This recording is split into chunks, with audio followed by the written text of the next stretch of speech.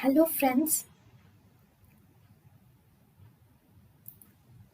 welcome to Creative Medicine. In this lecture, we will learn about. Hello friends, let us now learn some important points about premature rupture of membranes. If the rupture of membranes occurs less than 1 hour prior to onset of labor, then we call it as premature rupture of membranes.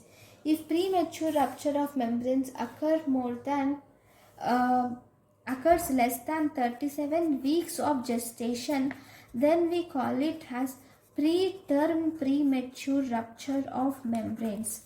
So if you see in the premature rupture of membranes, we have different types. Okay, then we also have one more type of premature rupture of membranes, which is called as mid-trimester or pre-viable premature rupture of membranes. If the rupture of membranes occurs between 16 to 24 weeks, then we call it as premature or pre-viable or mid-trimester rupture of membranes. Right, if you see the pathophysiology of rupture of membranes, it mainly occurs due to the change in the collagen, or whenever there is a change in the intracellular matrix, then then this premature rupture of membranes occurs. See, the baby is surrounded by two layers. One, there is amniotic layer. Second, there is mm, chorionic layer, which will actually surround the baby.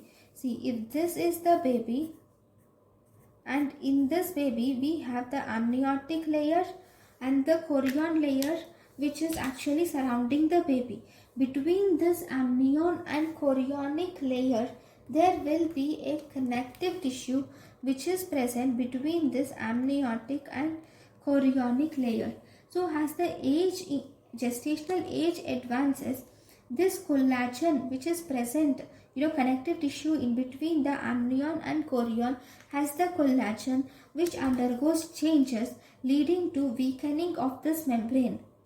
Okay, and even there are some uh, you know matrix metalloproteinases, and there are some enzymes which will actually inhibit the degradation of colloid.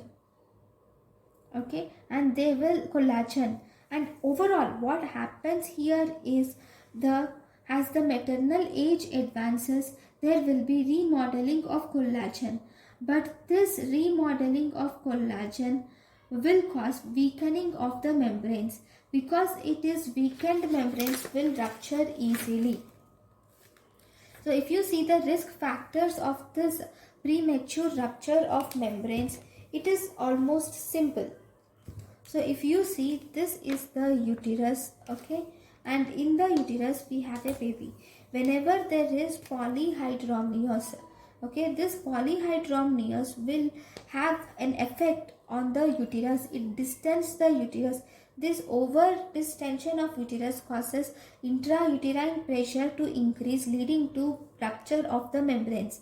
Similarly, if there are multiple pregnancies, polyhydramnios, or if there is multiple pregnancy also, if there are many babies inside the uterus, even these will cause over distension of uterus, leading to premature rupture of membranes. Or if there is macrosomia, okay, similar finding. And if there is cervical incompetence, then there is increased risk of preterm labor, and this can also cause premature rupture of membranes. If there is history of premature rupture of membranes, obviously you will see there is even in this pregnancy there will be increased risk of rupture of membranes. Now the amnion and chorion are actually now separate, they were broken down, okay, and as a result there will be gush of fluid which enters, which will go out from the uterus into the, which will leak down. There will be a gush of fluid which is leaking down. So if you see, the complications are this can through this the bacteria and viruses can pass through the through this leaked through this broken or ruptured membranes, and this can result in symptoms of chorioamnionitis can occur. These chorioamnionitis can result in maternal sepsis. So the patient can suffer from fever, uterine tenderness, and malodorous amniotic fluid can occur. This infection can also go to the fetus, leading to fetal pneumonia, or septicemia can occur in the fetus. Okay, so these are the complications which occur in the baby. Okay, now fine, because there can be, right, if the patient know how, so now how are you going to diagnose this premature rupture of membranes? It's quite simple. So if you see in the amniotic fluid, if you actually see in the amniotic fluid, this amniotic fluid you will put on a litmus paper. This litmus paper will convert the amniotic fluid from red to blue. So with this test you can diagnose the premature rupture of membranes. And this amniotic fluid also converts the nitrazine paper from yellow to blue. And if you do microscopic examination of this amniotic fluid, you will see ferning pattern is seen. This ferning pattern is due to the crystallization of amniotic fluid on drying. And in the amniotic fluid, you will see increased alpha fetoprotein levels. Or you will see, you can also do a test called as 0.1% Nile sulfatase test is done. This 0.1% Nile sulfatase test, if you add to amniotic fluid, then you will see orange colored cells which are fetal epithelial cells. Okay, and if you see the fetal fibronectin present in the vaginal fluid will indicate that the fluid is liquor. And if you do an ultrasonography, you will see an oligohydramnios. So these are the different tests which are done for the for the premature rupture of membranes. There is something called as amniocure pad. This amniocure pad contains a protein called as PASG protein.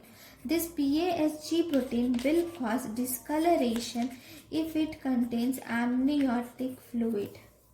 Right? Now, once we have learned about this, now we will have to see how we are going to treat this premature rupture of membranes.